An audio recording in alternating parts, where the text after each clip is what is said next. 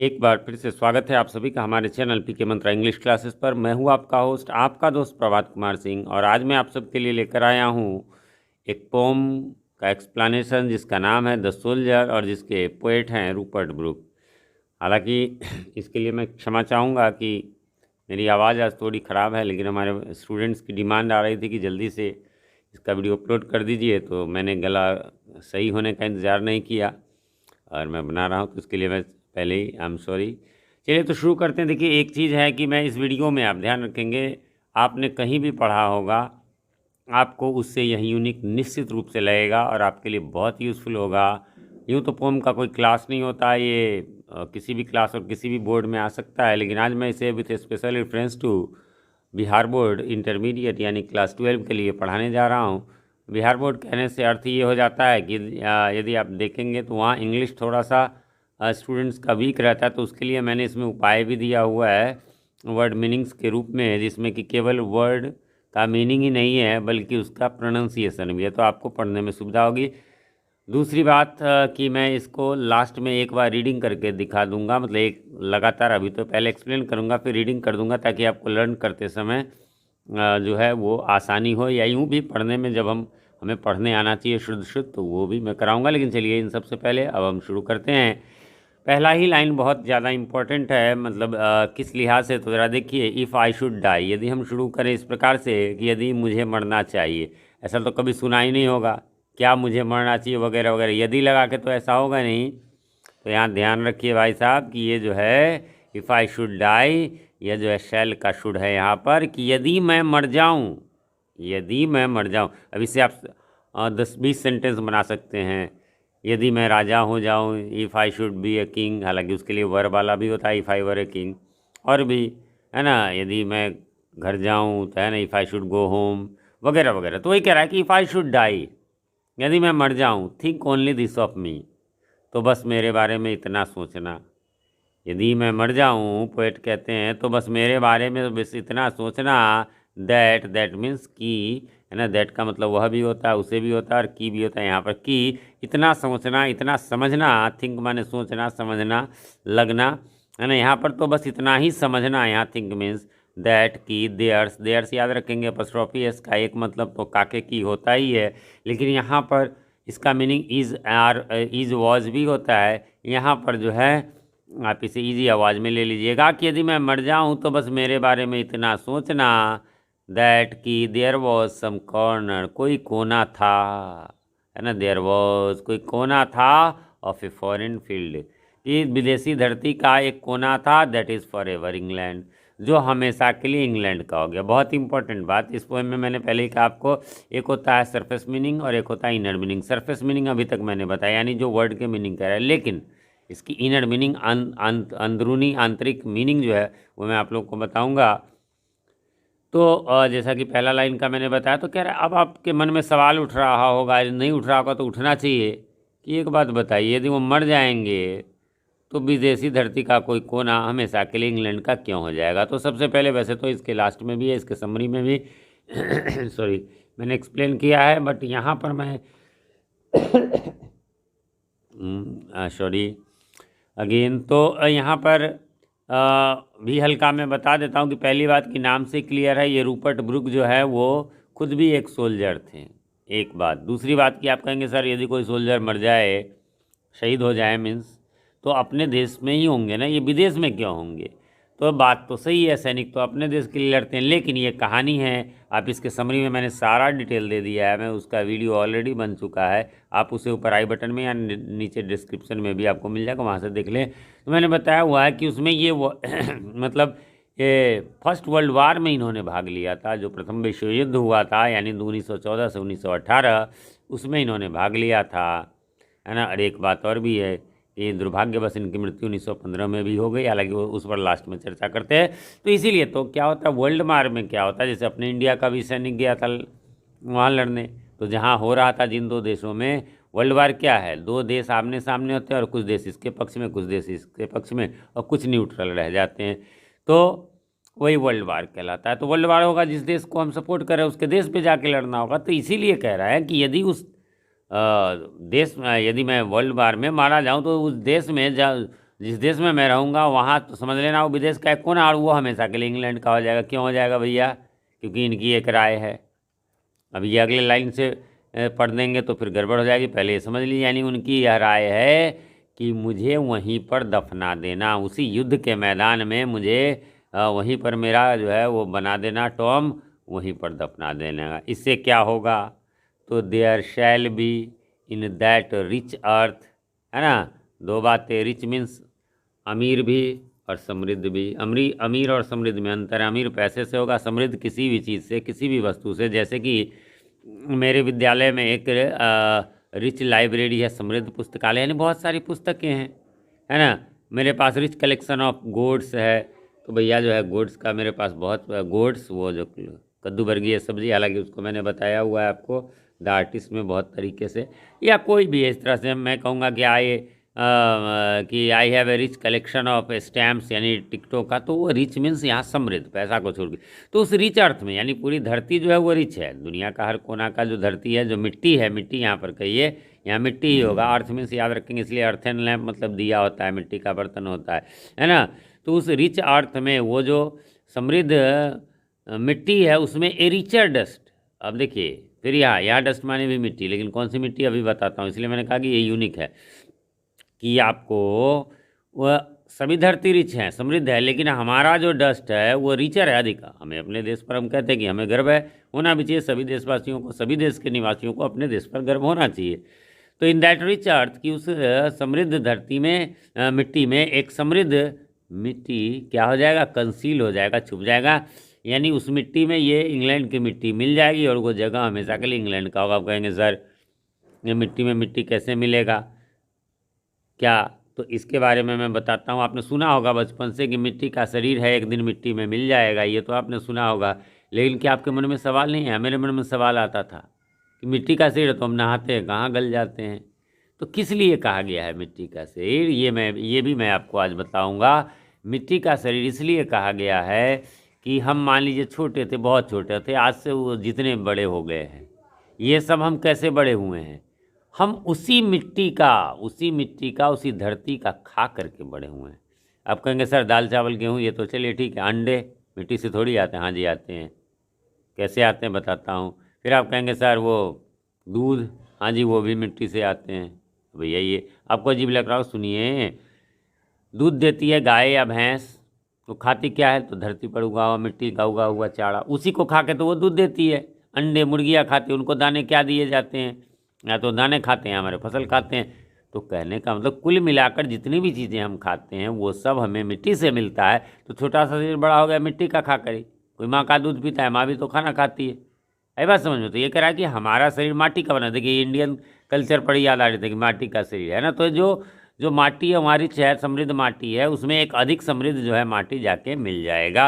अच्छा ये लाइन से पहले इसलिए मैंने कहा कि उनका इरादा है कि वहाँ दफना दिया जाए, क्योंकि पता है वर्ल्ड वार है या कोई भी वॉर है, वॉर के मैदान में, बैटल फील्ड में लाइफ का तो पता है नहीं। तो यदि मैं मर जाऊँ, ये कल कह रहे सपोज़ कि मैं मर जाऊँ, तो बस मुझे वहीं दफना देना और समझना कि वो विदेशी धरती का एक कोना जो है हमेशा के लिए इंग्लैंड का हो गया। क्यों? क्योंकि इंग्लैंड की मिट्टी उसमें जा करके मिल गई। वो तो मिट्टी समृद्ध थी, उसमें अधिक समृद्ध मिट्टी मिल गई। आगे बढ़ते हैं। डस्ट, ये मिट्टी, यानी ये माटी का शरीर।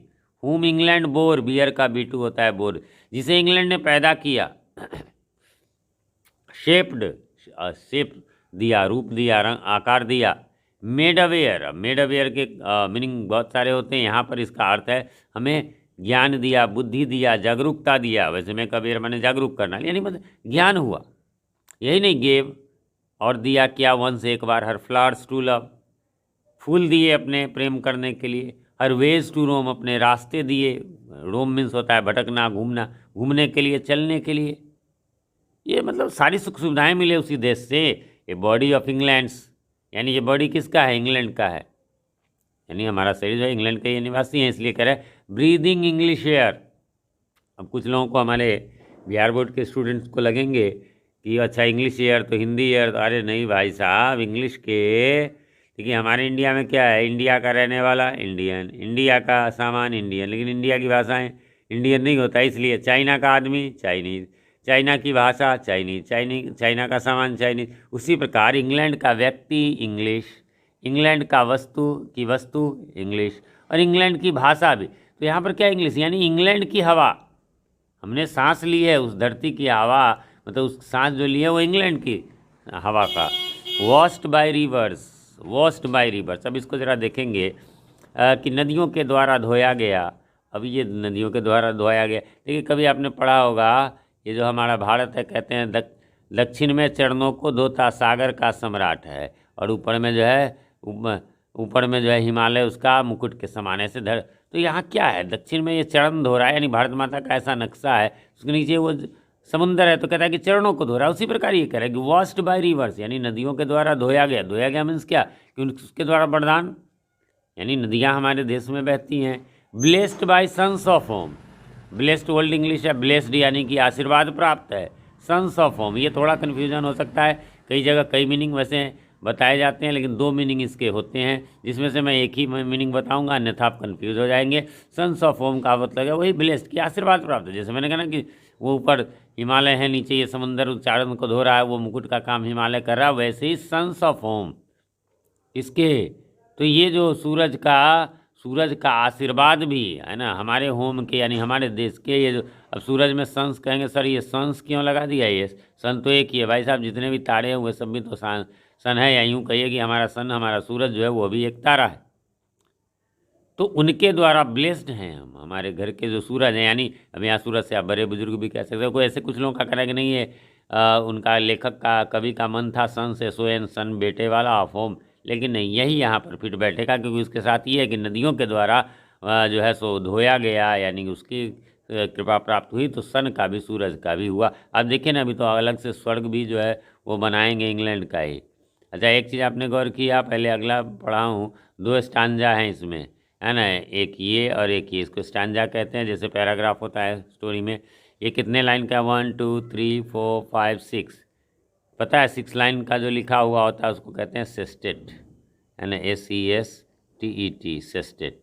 और ये क्या है, 1 2 3 4 5 6, ये कितने के हैं, ये भी सेस्टेट हैं। और गलत मैंने बता दिया, यहाँ जो है ऊपर में 8 लाइन है, 1 2 3 4 5 6 7 8, तो ये ऑक्टेव है। ऑक्टेव 8 लाइन वाला को ऑक्टेव कहते हैं, और नीचे 6 लाइन है उसको सेस्टेट कहते हैं। इसमें एक बात और ध्यान रखेंगे, कुल मिलाकर 14 लाइन्स हो गए।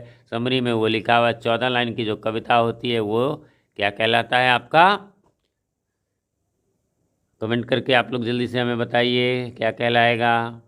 सोनेट कहलाता है। जो शेक्सपियर के सोनेट है वो 4 लाइन के होते हैं, और लास्ट में एक 2 लाइन का, यानी क्वार्टेंस 3 क्वार्टेंस और एक कपलेट का। लेकिन ये एक जो है ये 14 लाइन 8 लाइन, और यानी ऑक्टेव, और 6 लाइन सेस्टेट से बना है।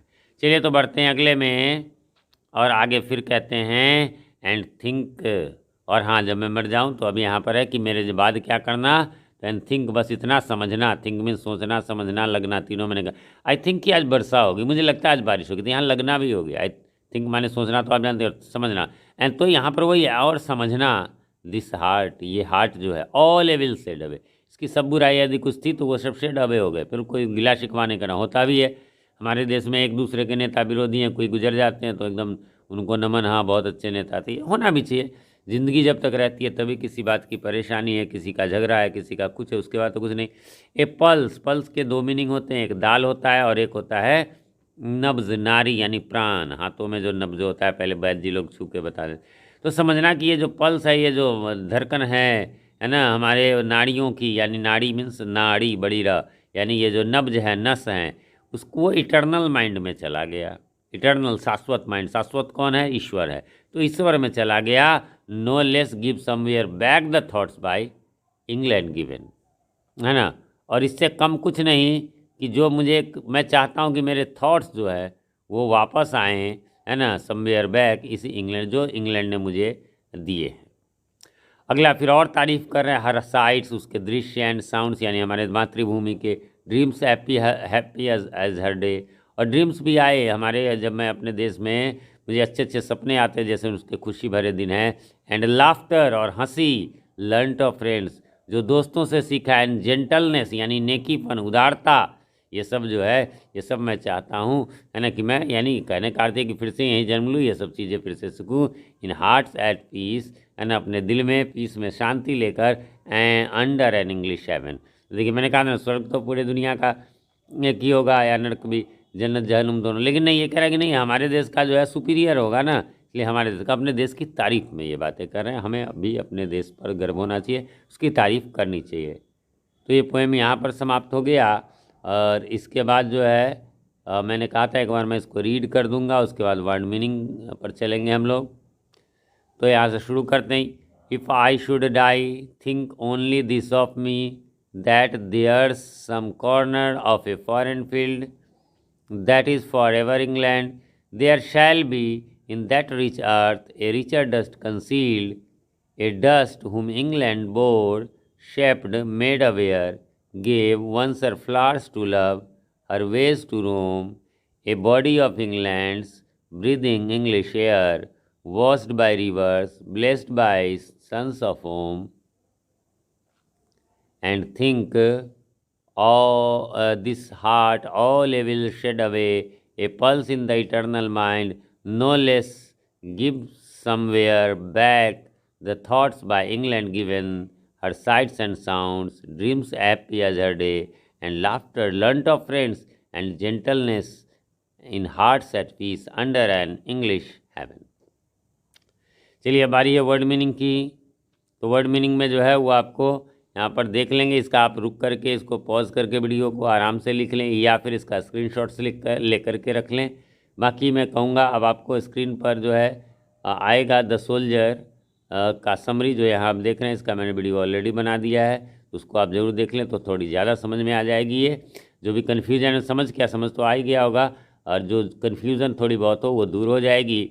हमारे चैनल पर फ्रेंड्स बताना चाहूँगा कि आपको इसी प्रकार बिहार बोर्ड के 11 और 12 और साथ में NCERT इंग्लिश जो बुक होती है CBSE के लिए, उसके क्लास 7, 8, 9, 10, 11 और 12, और साथ में गुलमोहर रीडर पार्ट 6, 7 और 8 के हर चैप्टर, हर पोएम का एक्सप्लेनेशन वीडियो आपको मिलता है। तो यदि इनमें से किसी भी क्लासेस में आप पढ़ते हैं या पढ़ाते हो और चैनल पर नए हैं या चैनल को अभी तक सब्सक्राइब नहीं किया है, तो प्लीज़ इसे सब्सक्राइब कर लें और साथ में बेल आइकन में ऑल को प्रेस कर दें, जिससे कि हमारे आने वाले वीडियो सबसे पहले आप तक पहुंच सके, पहले के वीडियो आपको ढूंढने में आसानी हो।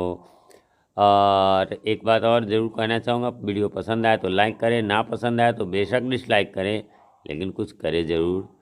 और अभी आपको ऊपर में अपर लेफ्ट साइड में ऊपर से बाईं साइड में दिख रहा होगा इसका समरी, उसे ज़रूर देख लें। मिलते हैं अगले वीडियो में, तब तक के लिए हैव अ नाइस डे।